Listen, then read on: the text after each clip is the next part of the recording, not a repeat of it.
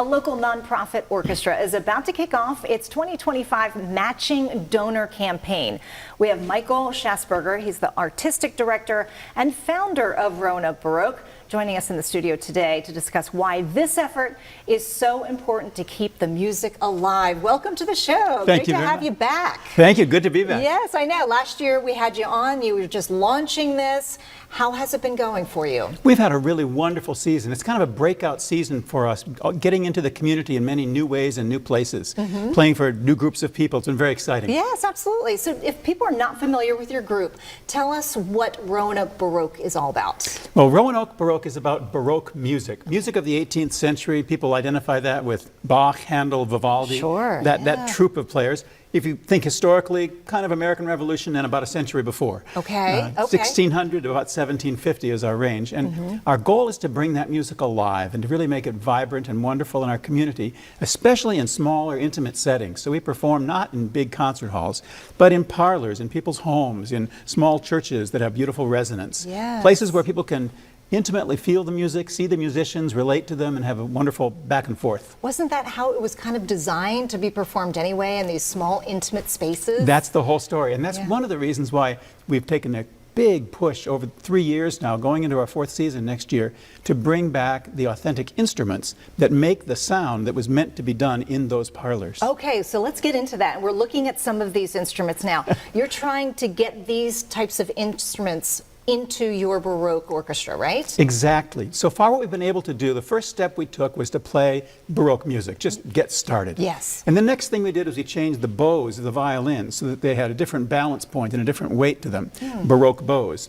The next thing we did was to move those instruments into replica Baroque instruments so that all of our violins, violas, and cellos this season have been played on period facsimile instruments. Okay. The next step we're taking is to incorporate more winds, brass, and sort of extra instruments around the edge. So the one instrument that was seen there for a moment, a funny shaped guitar. Yeah, it looks really interesting. I've never seen that before. It's called a theorbo. Oh, I've never heard of that before. Or an arch lute. And it's kind of, someone asked me what it was like, and you could describe it as a guitar, but it's got a round body and 6 foot length and 14 strings. Other than that, it's just like a guitar.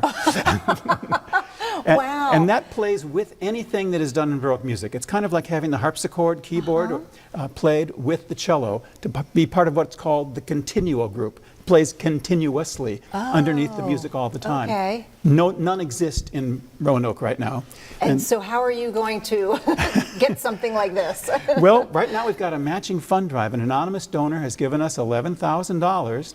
And in the next month, between Saturday and May 12th, we hope to raise $11,000 to match that, to raise funds to acquire a theorbo, a set of Baroque trumpets, which are, again, curiously different than the modern trumpet. They're about 2 feet longer, have no valves, so the instrument player has to play everything with just their lips and slight variations of intensity. Oh, that is fascinating. It really is. And Baroque oboes, and add to our Baroque string instrument collection. Okay.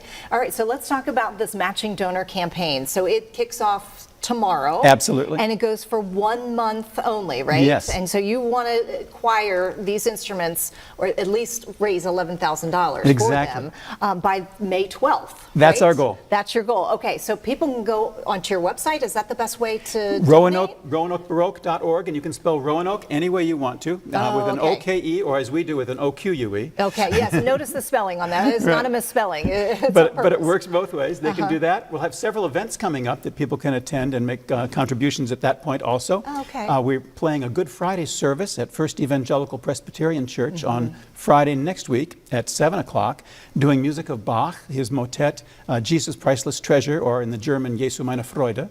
Wow. And then on May 10th and 11th, we have a wonderful concert planned at Windsor Hills United Methodist Church of organ concertos with the pipe organ there. Wow. And a guest organist from Denver.